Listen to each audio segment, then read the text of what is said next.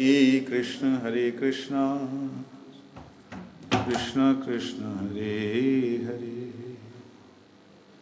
हरे राम राम राम हरे हरे।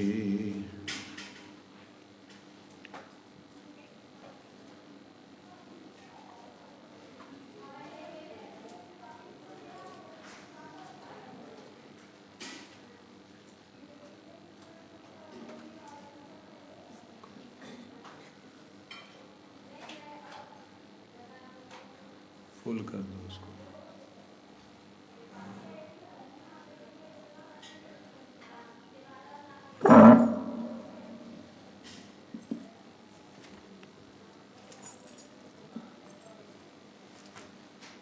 हम लोग श्रवण कर रहे हैं जैव धर्म।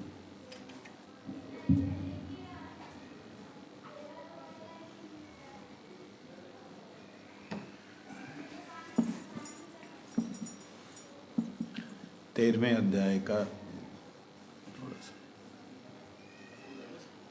अध्याय का चिंतन चल रहा है।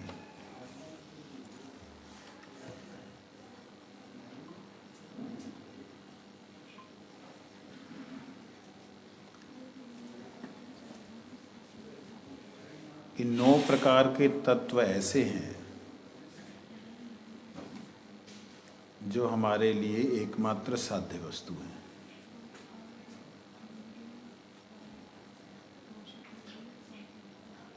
सब प्रमाणों से ये सिद्ध होता है। किन प्रमाणों से? कल हमने श्रवण किया था, उसमें थे शब्द प्रमाण अर्थात वेद पुराण। वेद शास्त्र ये प्रमाण ही हमारे लिए प्रमाण हैं। उन प्रमाणों से ये सिद्ध होता है कि जीव का परम लक्ष्य, परम तत्व, प्राप्य वस्तु जिसको प्राप्त करना है वो क्या है।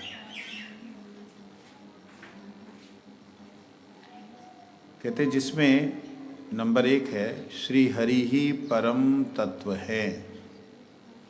हरि ही परम तत्व है। तत्व शब्द का अर्थ हमने सैकड़ों बार सुना है, बार बार बोलना पड़ता है क्योंकि कोई कोई नया व्यक्ति जुड़ता है। तत्व वह वास्तव, वह वास्तव में जैसा है उसे तत्व कहते हैं। ठीक है? तो हरि ही परम तत्व हैं। हरि ही वास्तव में जैसे हैं वैसे नित्य हैं, वो अनित्य नहीं है। ये शरीर जैसा था वैसा नहीं है। आत्मा जैसी थी वैसी है। आत्मा जैसी थी वैसी है का मतलब आत्मा तत्व परम हो गया? नहीं, आत्माओं के आत्मा परमात्मा को परम तत्व कहा। तो हरि ही परम तत्व हैं। वे ही सर्वशक्तिमान है। पहला नंबर हरि परम तत्व है, दूसरा हरि ही सर्व शक्तिमान, तीसरा वे अखिल रसामृत के सिंधु हैं।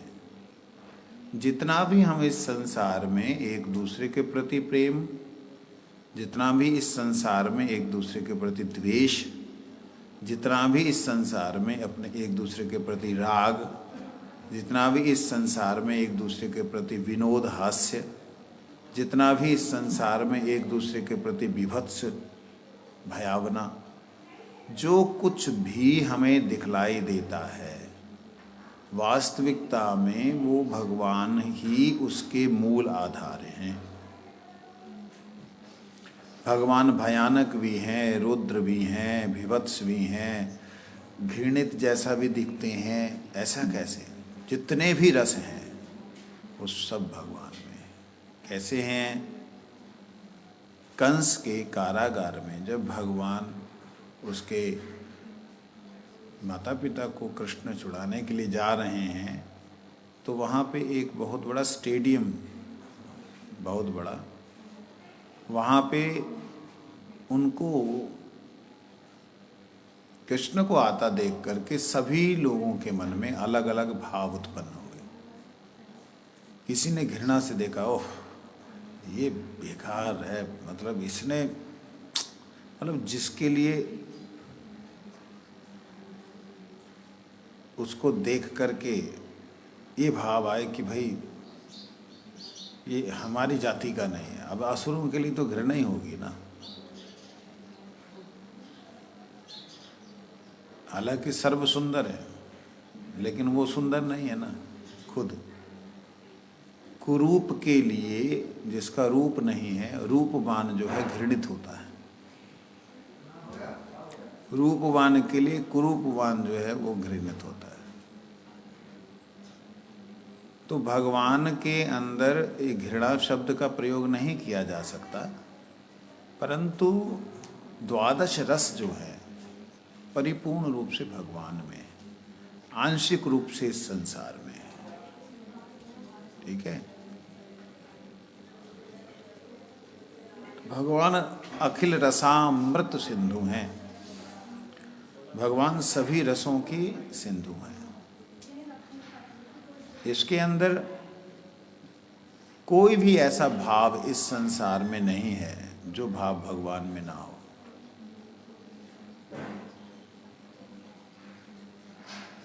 ना हो, ऐसा कोई भी भाव नहीं। तो इसलिए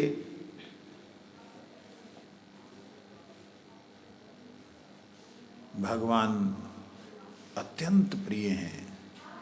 जैसे माँ के लिए बिल्कुल नवजात शिशु, नया जन्म हुआ बच्चा जिस प्रकार माँ के लिए सबसे प्रिय होता है, जब उसकी बुद्धि आ जाती है, जब वो खाने पीने लग जाता है, तब वो थोड़ा सा माँ से, तो नवजात शिशु की तरह सबसे कोमल, सबसे प्रिय और सर्वाकर्षक, ये जितने भी अनंत गुण हैं भगवान के, वो सारे रस हैं। रस कहते हैं सबसे पहले वही परम तत्व हैं, दूसरे वो सर्वशक्तिमान है, तीसरे सभी रसों की मूर्ति स्वरूप है, चौथा कहते हैं बद्ध और मुक्त दोनों प्रकार के जीव उनके ही विभिन्न अंश तत्व हैं। उनके ही विभिन्न अंश तत्व है। विभिन्न मतलब होता है तो उनके जैसे, लेकिन उनसे भिन्न है। विशेष भिन्न, विभिन्न, विशेषता है कुछ भिन्नता में, वो है विभिन्न। भिन्न का मतलब अलग हुआ।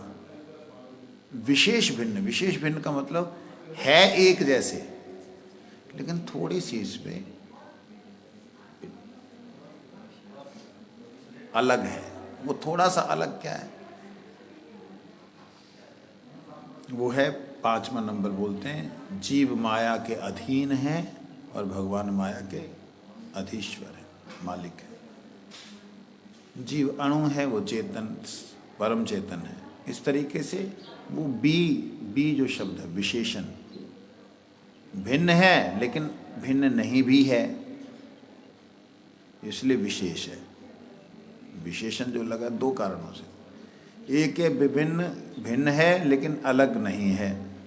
एक है भिन्न, भिन्न है मगर एक जैसे हैं, इसलिए विभिन्न बी शब्द का प्रयोग हुआ।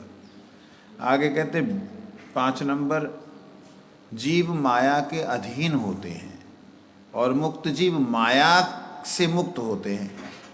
एक है बद्ध जीव, एक है मुक्त जीव। बद्ध जीव कौन है? जो अपनी आँखों, कान, नाक, जिह्वा, त्वचा, इनके लिए लालायित हो जाए, इनके पीछे पीछे जो चलने लगे, वो है बद्ध जीव। रूप देखा, गुरुजी सामने हैं, ध्यान ही नहीं गुरुजी की तरफ। भगवान जी सामने, उनकी तरफ ध्यान ही नहीं है, वो उधर चला गया। ये बद्ध जीव का लक्षण है। और मुक्त जीव का क्या है? वो अपने ही शरीर में उसका कोई वो नहीं है, तो दूसरे का शरीर क्या देखेगा?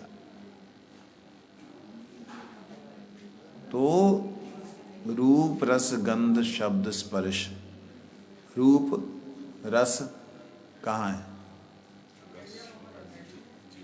गंध स्पर्श शब्द।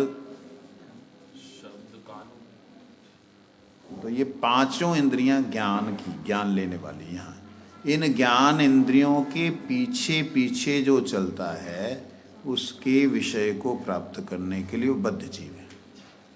मुक्त जीव कौन है? जो इन इंद्रियों को भगवान की तरफ लगा देता है। रूप उनका देखने के बाद कुछ जो देखना ही नहीं चाहता। उनका प्रसाद पाने के बाद कोई रस प्राप्ति करने की इच्छा ही नहीं है, चाहे वो करेला मिल जाए चाहे वो नीम मिल जाए। मैं कई बार अपने साथियों के साथ में थोड़ा विनोद मतलब आनंद, थोड़ा विनोद करता हूँ। जब करेले का प्रसाद आता है या कभी नीम की पत्तियों की सब्जी बनती है तो उनको बोलता हूँ इसको रसगुल्ला समझ के खा जाओ। तुम्हारी सोच बदलनी चाहिए, बदल जाएगी वस्तु। तुम खा जाओ, मैं खा जाता हूँ। और ये नहीं कि मुझे कड़वा नहीं लगता, मुझे कड़वा लगता, मेरे को लगता सिर्फ जीव तक ही कड़वा है, अंदर तो कड़वा पता ही नहीं लगना। तो ये सोच जो है, इस सोच को बदलने से ही हम बद्ध अवस्था से मुक्त अवस्था की तरफ जाना शुरू हो जाएंगे। जिस रूप को, जिस चमड़ी को देखकर हम आकर्षित, विकर्षित और प्रताड़ित होते हैं, उस चमड़ी का सिर्फ 4 सेंटीमीटर 5 सेंटीमीटर पर्दा उखाड़ दीजिए और अंदर सारा माल एक जैसा ही है, सिर्फ पैकिंग ऊपर से चेंज है, बस अंदर सारा कचरा ही भरती है। ये जब बद्धजीव देखता है इसी को तो वो आकर्षित होता है, वाह क्या बढ़िया चीज। अंदर आटा सेम है, ऊपर ऑर्गेनिक लिख दिया तो उसके लिए हजारों रुपए खर्च देगा। अरे नारियल भी कभी ऑर्गेनिक होता है क्या? मेरे पास भक्त हैं, आते हैं, महाराज ये ऑर्गेनिक नारियल तेल है। पागल इंसान, नारियल ऑलरेडी ऑर्गेनिक होता है, उसका फल लगता ही छत पे है, वो नीचे से जो पानी लेके जाता है उसमें कुछ भी एडल्ट्रेशन नहीं होती, हो ही नहीं सकती। वैसे ही वो खारे पानी में होता है, समुद्र के कोस्टल एरिया में होता है, खारे पानी से मीठा पानी बनाता है, यहाँ उसके थोड़ा सा कोस्टल एरिया से थोड़ा सा अपर एरिया में होता है, तो वो उसमें कोई भी एडल्ट्रेशन हो ही नहीं सकती। मतलब अगर करेंगे तो नारियल रहेगा ही नहीं, नारियल की खासियत है। আপনার তো ওখানে নারিয়েল হয় খুব, ও নারিয়েলের ওখানে কিছু সার দিতে লাগে নাকি? ওইটাতে তো মানে কি তোমার কেমিক্যাল दिया যায় না, তো ऑर्गेनिक है। ऑर्गेनिक लिख दिया, गुड़ ऑर्गेनिक, अरे गुड़ तो ऑर्गेनिक ही होता है, हाँ उसमें केमिकल मिक्स करके उसको अलग किया जाए तो अलग होता है। तो इस प्रकार से मायाबद्ध जीव जो हैं वो क्या देखते हैं, ओ क्या बोलते हैं उसको, पैकिंग। किसकी पैकिंग है? Monte Carlo. ओह पागल हो गए। उसमें देखा अंदर माल क्या है, वही सूती, जो सूती हमें 5 रुपए में मिलता है वही 500 रुपए में खरीदे। तो बात समझने वाली है। मैं एक तुच्छ उदाहरण दे रहा हूँ आध्यात्मिक जगत में कि एक व्यक्ति है जो पैकिंग को देखता है, इस चमड़ी को देखता है और चमड़ी के प्रति रूप से आकर्षित होता है, उसके लिए अपना जीवन बर्बाद कर देता है, आत्महत्या कर लेता है नहीं मिला तो। और दूसरा व्यक्ति है जो रूप को देख करके बोलता है कि अच्छा इसका ऑपरेट करके देखता हूँ, वो ऊपर से नीचे तक उसको पूरा फाड़ देता है, अपने दिमाग में फाड़ के उसकी चमड़ी को उधेड़ देता है अपने दिमाग में कहना अंदर तो यही पड़ा है, मैं किसके प्रति आकर्षित हो रहा हूँ। अगर तुम्हारे सामने ऊपर की स्किन उतारा हुआ आदमी पड़ा हो तो तुम प्यार कर लोगे? नहीं कर सकते हो। कुत्ता तो करेगा ही करेगा। उसके बाद भी जो कुत्ते लोग हैं वो लोग उससे प्यार करते हैं क्योंकि उनका भोजन है वो, है ऐसे। तो बद्ध जीव और मुक्त जीव, मुक्त से बद्ध अवस्था, सॉरी, बद्ध से मुक्त अवस्था में जाने का तरीका क्या है? बद्ध जीव वो कभी माया के अधीन हुए ही नहीं, उन्हें पता ही नहीं माया की अधीनता क्या होती है। माया में फंसा हुआ जीव, उसकी स्थिति क्या होती है उन्हें नहीं पता होता है। उन्हें कहते हैं माया मुक्त जीव, ठीक है। वो कभी देखा ही नहीं अंधेरा उन्होंने, तो अंधेरे में क्या फंसेंगे। तो फिर इस संसार में जो गुरुजन आते हैं, जो नित्य मुक्त हैं, माया मुक्त हैं आदिकाल से, उनको फिर माया व्याप्ति नहीं। कहते वो योग माया उनके साथ लीला करती है, महामाया उनको कभी नहीं व्यापती। व्यापना मतलब जानते हो? हाँ, उसके ऊपर कभी ढकती नहीं, व्यापक ऐसे व्याप नहीं होती। योग माया व्याप्त, योग माया के साथ उनकी लीला चल रही होती है। तो परंतु वो इस संसार में एक ही माया को योग माया कहते हैं, एक ही माया को महामाया कहते हैं। ये है महामाया, ये है योग माया। महामाया के प्रति आकर्षित होने से जीव को प्रेम नहीं मिलता। इधर से मैं प्रेम नहीं कर सकता पकड़ के किसी को। योग माया की तरफ से प्रेम मिलता रहता है, अर्थात तो वो भक्ति में बचपन से ही लिप्त रहते हैं। थोड़ा थोड़ा उनको माया का प्रभाव कभी कभी सख्त नजर आता है, तो कहते हो इतना भयंकर है, अरे बाप रे, ये जीव कैसे भगवान का भजन करेंगे, गोपीनाथ घुचाओ संसार ज्वाला।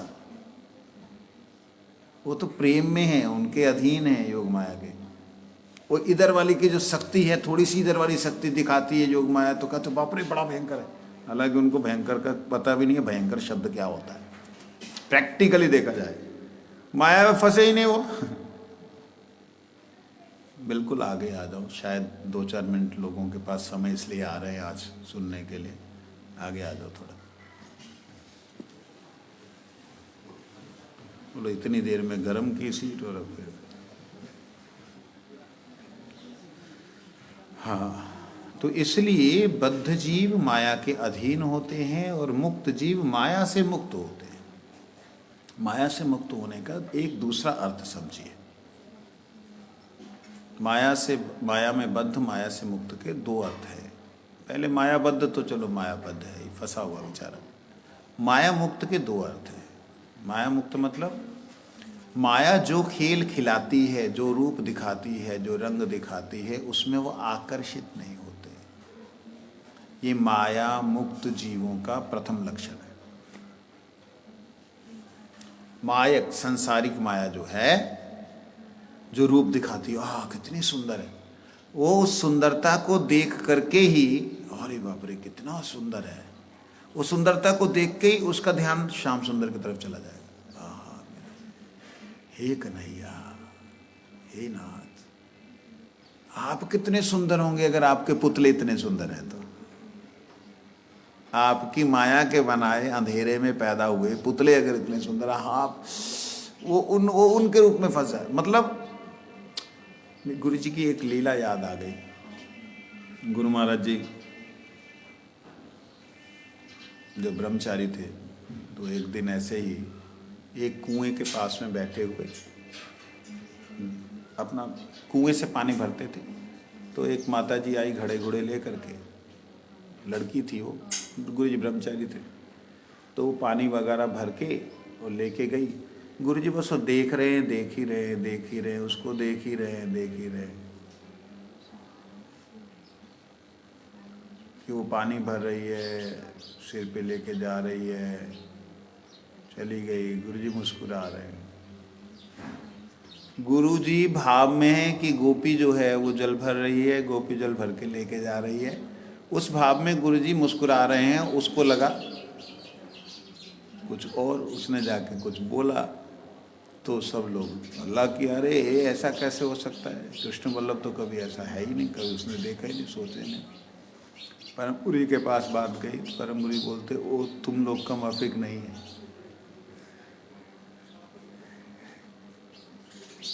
परम अंतर्जामी। ये मतलब गुरु जी की तो बात बड़ी हाई लेवल की। मेरे जैसा बद्ध जीव, मैं मधुबन में था, तो मधुबन में ऐसे कोई 10-12 साल की लड़की, हर रोज़ मतलब वो लोग क्या पानी भरने के लिए दूर जाना पड़ता था, तो वहाँ टूटियाँ लगी हैं, सप्लाई का पानी आता है, उसमें एक घड़ा, दूसरा घड़ा, तीसरा घड़ा, ऐसे 2-3 घड़े रख के वो ठुमक ठुमक के चलती। मतलब अब सिर पे भार है तो बेचारा क्या करेगा, ऐसे चलेगा ना, तो वो जाते। तो उनके पीछे ना एक ऐसे करके वो रस्सी सी लगाई होती रहती, जो पगड़ी होती ना जिस पे रखते घड़े, उस पर रस्सी सी लगाई रहती। मैं एक दिन ऐसे बैठा हुआ और मैं कीर्तन कर रहा था, सवेरे सवेरे का बिल्कुल भोर का समय, कीर्तन कर रहा, कीर्तन करते करते तो ऐसे ही मन में एक भाव आया, राधा कुंड तट कुंज कुटीर, गोवर्धन पर्वत जमुना तीर, कुसुम सरोवर मानसी गंगा, ऐसे चल रहा। तो उसमें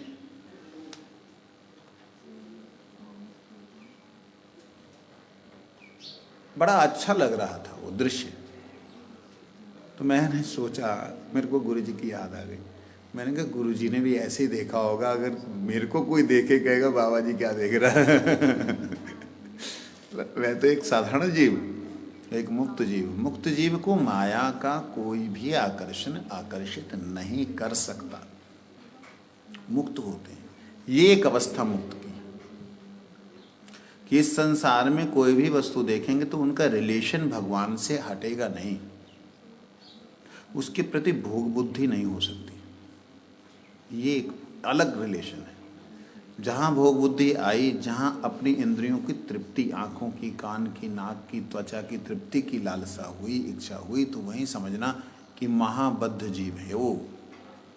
और इस अवस्था से निकलने के लिए ऑपरेशन करो। कहाँ? बंदे को ना काट डालो, अपने अंदर ही ऑपरेशन करो कि तुम कौन हो, एनालाइज करो, तुम कैसे हो, एनालाइज करो। तो यहाँ पे बोलते हैं 7वां नंबर है, चित अचित अखिल जगत श्री हरि का अचिंत भेदाभेद प्रकाश। भगवान का प्रकाश शब्द प्रयोग किया है, अचिंत, भेद और अभेद। कौन सा जगत? जितना भी इस संसार में हम जो देखते हैं, अचित, अचित मतलब जिसमें जो जड़ है, जिसके अंदर कोई क्रिया नहीं होती, जिसकी कोई इच्छा नहीं होती, जिसकी कोई अनुभूति नहीं होती, जैसे ये माइक, लोहा, मट्टी, इसके अंदर कोई भी क्रिया नहीं होती यदि इसको कोई चेतन तत्व ना उठा के करे, है ना। तो ये जड़ है, ये जड़ भी भगवान की ही शक्ति का अंश है, मतलब भगवान से अलग नहीं है। कोई भी वस्तु भगवान से अलग, चाहे जड़ है चाहे वो चेतन है। इसमें महाराज अचिंत्य भेदाभेद शक्ति कैसे? अब ये आने दो, चाहे वो जड़ है चाहे वो, कोई भी तत्व ऐसा नहीं है अनंत ब्रह्मांडों में जो कि उसकी शक्ति का अंश ना हो। किसकी शक्ति? भगवान की शक्ति। तो इसलिए सारी जो तत्व हैं उनकी शक्ति का अंश, उनके प्रकाश का अंश है। तो अंश किसका हुआ? तो इसलिए भगवान से अभेद हुआ। मेरा ये उंगली किससे है? किसमें है? आप में। किसके द्वारा है? किसके लिए है? मेरी उंगली मेरे से, मेरे में, मेरे द्वारा, मेरे लिए। ऐसे ही भगवान की शक्ति भगवान से, भगवान में, भगवान के द्वारा, भगवान के लिए जब नहीं रहती है तो मायाबद्ध, यदि रहे तो माया मुक्त हो सकती है। परंतु माया कहीं भी हो, कैसी भी हो, वो भगवान की ही है। ये माया है, ये भगवान की ही है। इस प्रकार से तो इसमें भेद अभेद क्या हुआ?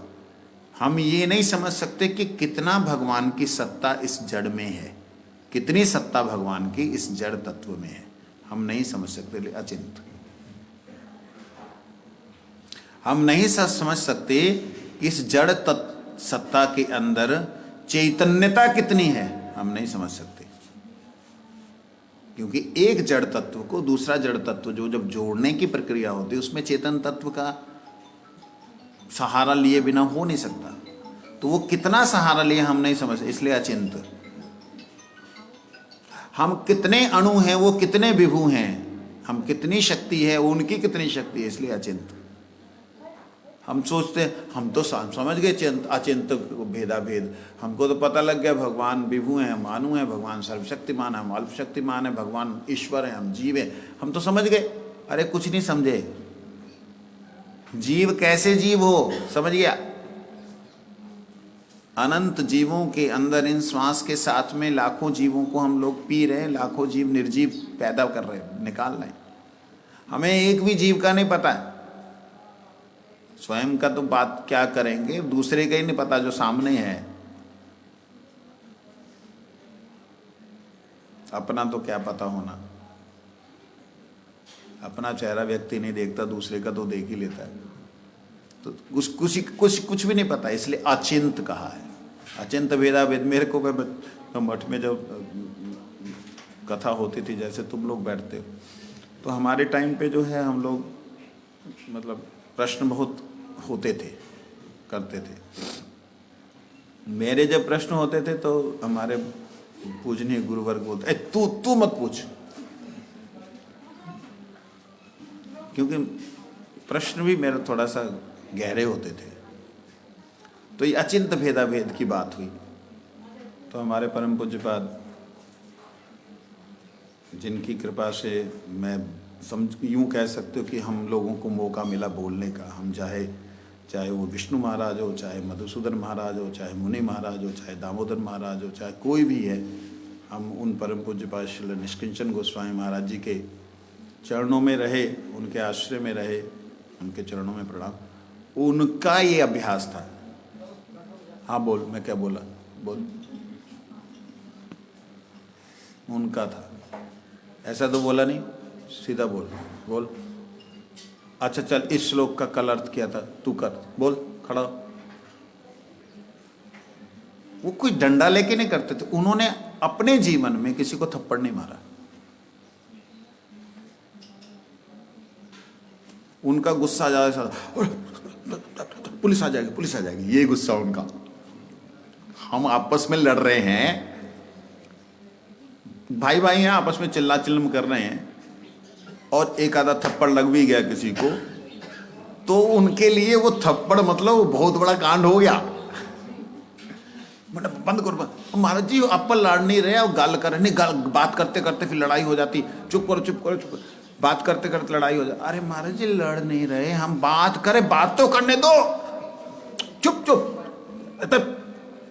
ऐसे करते करते लड़ाई हो जाएगी, फिर सिर फट जाएगा, फिर सिर फट जाएगा, पुलिस आ जाएगी। बात समझे? इतने सरल वैष्णव, ओह बाप रे। तो उनकी बातें याद आ गई आज। चलो ठीक है। वो अचिंत भेदा भेद के बारे कहते मोटे, ये तो समझ में आ गया, अचिंत भेदा भेद। तो अचिंत क्यों हुआ ये?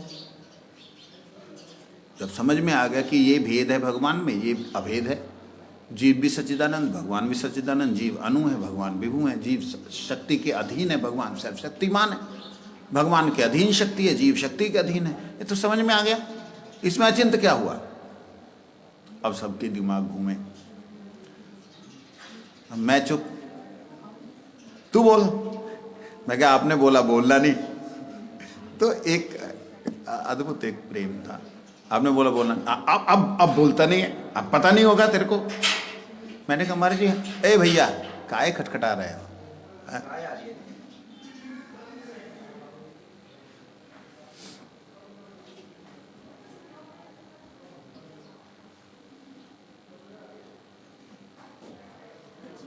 आप बोलने के लिए बोला। हाँ बोल। मैंने कहा महाराज जी आपने मना किया, पता नहीं होगा ना तभी, नहीं तो चुप रहता, तू चुप रहता है। तो मैंने कहा महाराज जी देखिए, अचिंत इसीलिए है कि हमें पता नहीं है कितना हम अणु हैं। कहते बता तो दिया, बाल शतरग्र भाग से सतधा, 10वां 1000वां हिस्सा। मैं क्या हमारी 10,000वां हिस्सा पता कितना होता है? वो चिंतन में आ सकता है? वो नहीं आ सकता हमारे चिंतन में कि 10,000वां बाल के अगले पॉइंट का 10,000वां हिस्सा कितना छोटा होता है। हम उसको कल्पना नहीं कर सकते हैं। उससे भी अणु परमाणु, परमाणु से भी अणु, उसका अंतर्यामी परमात्मा।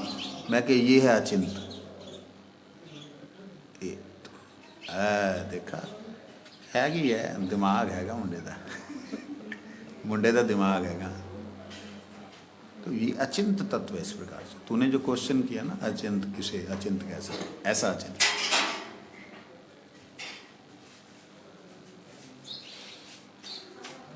उसके बाद कहते हैं शुद्ध भक्ति ही एकमात्र साधन है।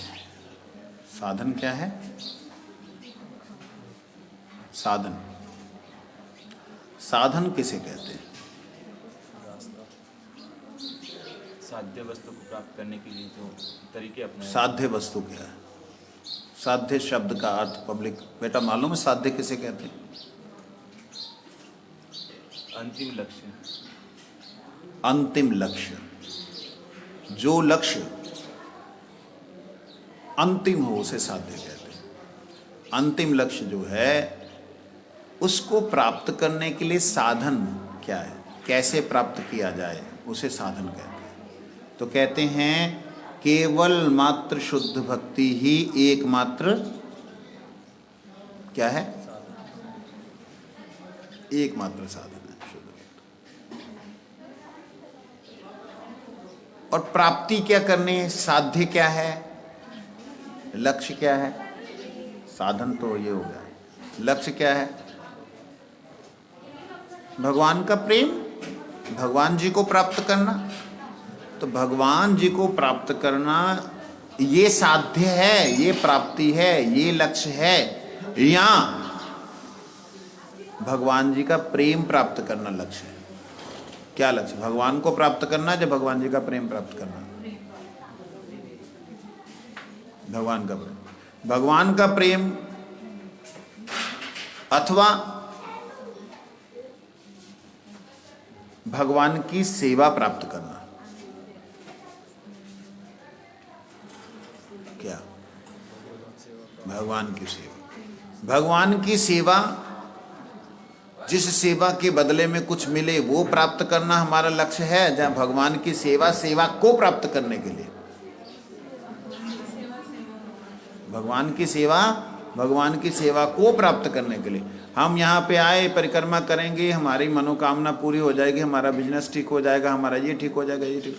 ये जितनी भी बातें अच्छी हैं, बुरी नहीं है कि आप किसी और पीर फकीर मजीर के पास नहीं गए, अच्छी बात है, लेकिन ये लक्ष्य अंतिम लक्ष्य नहीं है।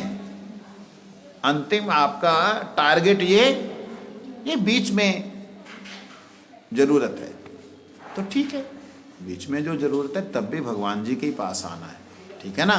किसी पीर फकीर मजीर और ये क्या नाम बोलते हैं मजार फजार पे नहीं जाना। ये शाह हो गए, लाडी शाह, फाडी शाह, ये इनके पास जाने की कि वहां पे स्वार्थ पूरा होता है ना। तो यहां स्वार्थ पूरा होगा आपका, आपको कहीं जाने की जरूरत नहीं है। आप गिरिराज जी की परिक्रमा करें, मनोकामना पूरी हो गई, जो मन में इच्छा पूरा होगा। लेकिन परम लक्ष्य क्या है, चरम लक्ष्य क्या है? यहां भक्ति विनोद ठाकुर जी महाराज कहते हैं कृष्ण प्रीति ही एकमात्र साध्य वस्तु है। ये हैं हमारे 10 मूल तत्व, 10 मूल तत्व, जिनमें से सबसे पहले है प्रमाण। क्या प्रमाण? वेद, उपनिषदें, पुराण ही प्रमाण हैं। उन प्रमाण के अनुसार में भगवान ही सर्वशक्तिमान हैं, भगवान ही परम तत्व हैं, वही समस्त रसों की मूर्ति हैं। बद्ध जीव और मुक्त जीव दोनों ही उनके अंश हैं। जो माया के अधीन होते हैं वो बद्ध होते हैं, जो माया से मुक्त होते हैं वो मुक्त जीव होते हैं। बद्ध जीव और मुक्त जीव, चेतन और अचेतन जो कुछ भी है उन्हीं की शक्ति का अंश है, और इसमें भगवान का अभेद प्रकाश है, भेद प्रकाश है। इस प्रकार से ये 10 तत्वों के बारे में चैतन्य महाप्रभु ने बोला। हमने तो सुन लिया, हमको समझ आ गया, एक अक्षर भी समझ में नहीं आया अभी हमें। मैं अपनी बात कर रहा हूँ, आपकी तो बात छोड़ ही दीजिए, अपनी बात कर रहा हूँ मैं। प्रमाण शब्द बोला, प्रमाण शब्द ही समझ में नहीं आया। प्रमाण का मतलब अंग्रेजी में क्या होगा?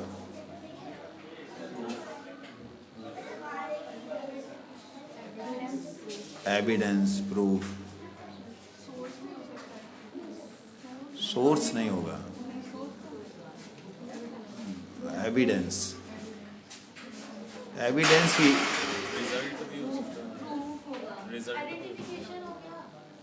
बेटा, उसकी नीचे वाली जो कुंडी है ना उसको दूसरी तरफ कर, बार बार टंग टंग कर रही है।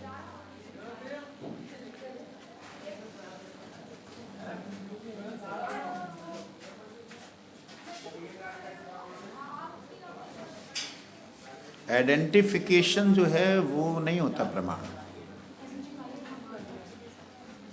Identify you can say, identify, but identify होता है जब वस्तु सामने हो। जब वस्तु सामने ना हो तो उसको identify you can not say there. That is, there is no word, I can say that in English there are no word to explain praman, but it's okay when we are even imagining, when we are just thinking or believing someone is there, then who is there, how we can understand that? That called evidences, proof। जैसे ID proof होता है ना, तो वो identification it's okay, वो भी चलेगा। परंतु जो शब्द जहाँ पे आपके दिमाग में आ जाए उसी को ट्रांसलेट कर डालो। उन्होंने जो समझना वही समझना, हमने जो समझा वो समझना, समझे नहीं? जैसे हमें समझ में नहीं आ रहा प्रमाण क्या है, उन्हें भी समझ में उतना ही आएगा जितना उनको आना है। ये तो अनुभव की चीज़ें हैं? तो इसलिए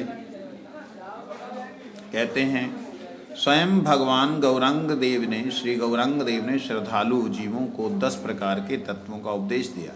उनमें पहला है प्रमाण तत्व। 9 शेष 9 प्रमेय तत्व हैं, प्रमाण और प्रमेय। अच्छा, तुम पहले प्रमाण और प्रमेय का अर्थ समझ लो। जिस विषय को प्रमाण के लिए सिद्ध किया जाता है उसे प्रमेय कहते हैं। प्रमाण और प्रमेय, जिसके बारे में बोला जा रहा है, जिसके बारे में समझाया जा रहा है, जिसके बारे में सारे प्रूफ, सारे प्रमाण दिए जा रहे हैं, उसको कहते हैं प्रमेय। ठीक है? मान लो सब्जेक्ट,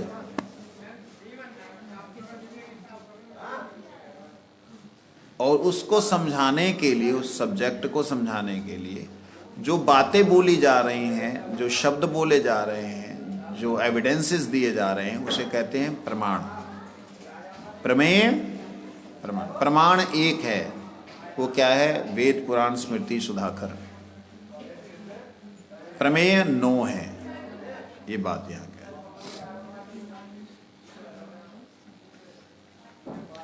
और जिसके द्वारा प्रमेय वस्तु को प्रमाणित किया जाए उसे प्रमाण कहते हैं। ठीक है?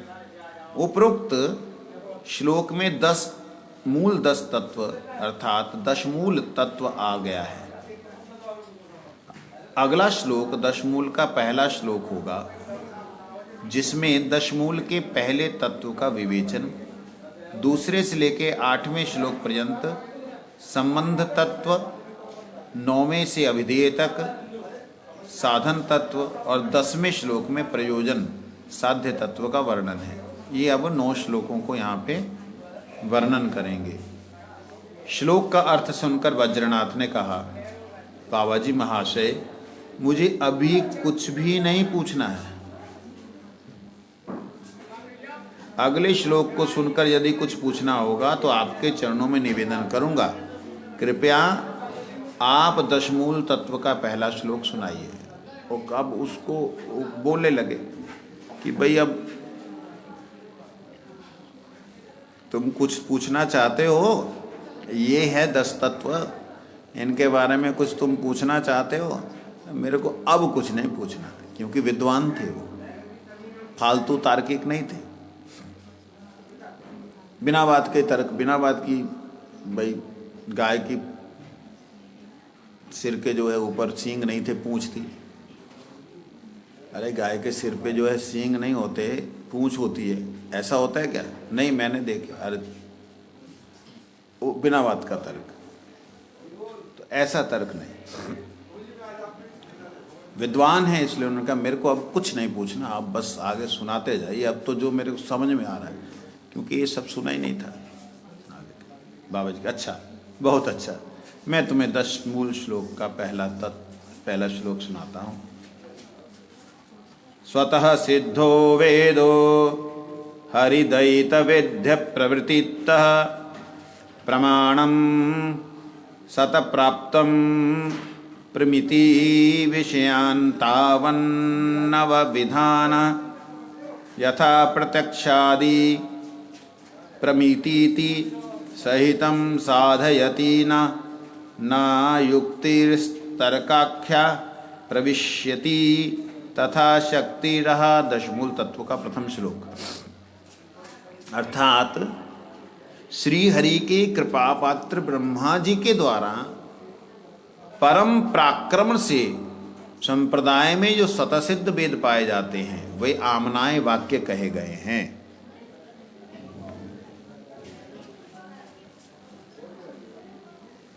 वे आमनाय वाक्य अपने अनुगत प्रत्यक्षादि प्रमाणों की सहायता से 9 प्रकार के परमय तत्वों का साधन करते हैं। इसी युक्ति का तात्पर्य केवल तर्क ही तर्क होता है। जिस युक्ति का तात्पर्य केवल तर्क ही तर्क होता है, वैसी युक्ति अचिंत विषयों का विवेचन करने में सर्वदा पंगु होती है। अतः अचिंत तत्व के व्यापार में तर्क का प्रवेश नहीं है। यहाँ कहते हैं ब्रह्मा जी इत्यादि ने, केवल ब्रह्मा जी नहीं, अन्य ऋषिगण भी,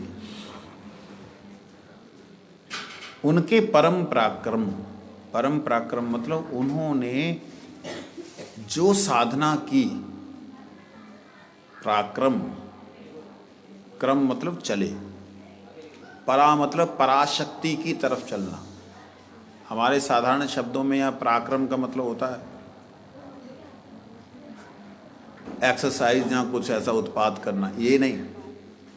पराक्रम, क्रम मतलब होता है चलना, परा मतलब परमात्मा की तरफ, उनकी तरफ चलने के लिए जो उन्होंने परम साधन किया वह है परम पराक्रम। उस परम पराक्रम में उन्होंने जो देखा, जो समझा, जो बनाया, उसको बनाने के बाद जो उसके अंदर विकार आए, उन विकारों को जिस प्रकार से ठीक किया जाए, जहाँ उसको बिगाड़ा जाए, उन्होंने जिसमें समझाया उसे कहते आमनाय वाक्य। क्या बोलते हैं? आम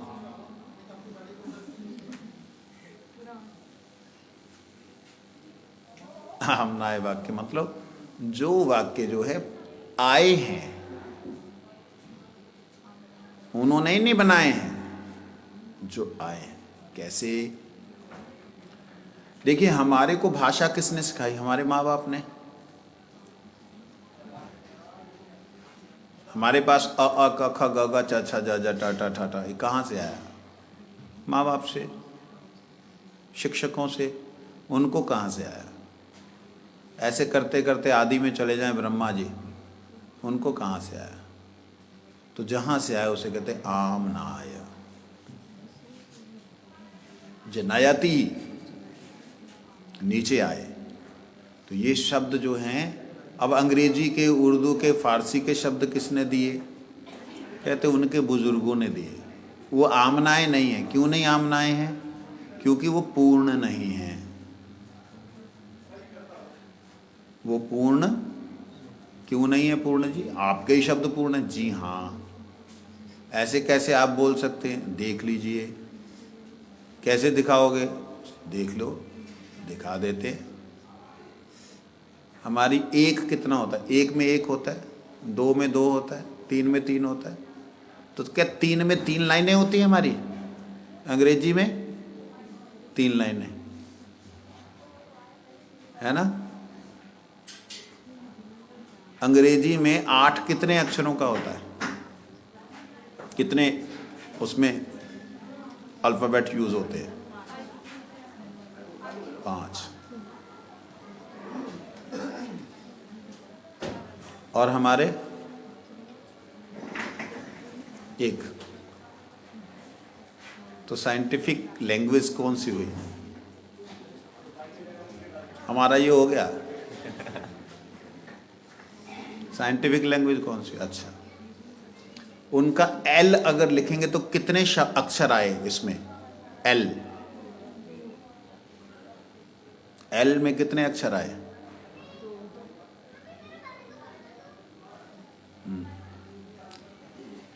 ए, आ, ए, एल, अ, ए, ल, एल, 3 आए।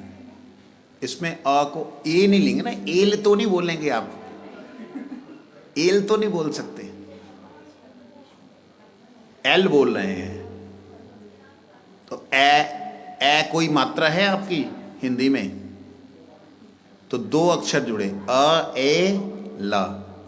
अब बताओ ये कोई भाषा है? एल लिख दिया ऐसे करके, तो हमारे कहते जी जैसे आपने 8 बना दिया ऐसे उन्होंने 17 बना दिया। नहीं, उनका एल हमेशा एल उच्चारण नहीं होगा। एल जहां पे लगा है ओ लग गया तो लोफर हो गया वो। तो हमारा एल जहां लगेगा, हमारा क जहां लगेगा वहां क बोला जाएगा ही जाएगा। उनका क अगर क लिखा के तो उनका हो सकता हो साइलेंट भी हो नाइफ में। और भी बहुत से शब्द, उनका कुछ लग गया तो वो हो सकता है नहीं है, लगा दिया फालतू में। हमारा अगर बिंदी भी लग गई तो हमको उच्चारण करनी पड़ेगी और अगर नीचे कोई डंडा लग गया कोई अक्षर के, उसको आधा उच्चारण करना तो ये है साइंटिफिक लैंग्वेज। ये इस जगत की नहीं है। ये ब्रह्मा जी को भगवान से मिली, इसलिए कहा आमनाय।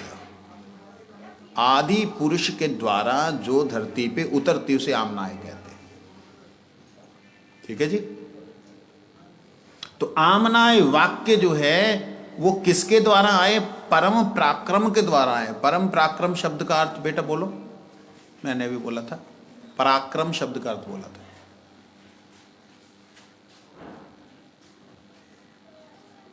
अभी बोला था। क्रम, क्रम, परा, चलते रहना नहीं, चलना। ठीक है। परम मतलब इतना कोशिश, इतनी चेष्टा, इतना उन्होंने पराक्रम किया कि परम परमात्मा को उन्होंने प्राप्त कर लिया। वो प्राप्त करने से क्या हुआ? आमनाय वाक्य आए। उनके पास वह ज्ञान भगवान की तरफ से आया। जो भगवान की तरफ से आया उस ज्ञान को ज्ञान कहते हैं। चलो जी, तो सारे जितने भी हैं, सारे धर्म तो यही बोलते हैं उनको, God is given message for messengers, God has given message, अल्लाह ने संदेश दिया है, कभी तो ऐसे बोलते। लेकिन जो भगवान का संदेश है उस संदेश में, उन अक्षरों में इतनी साइंटिफिक,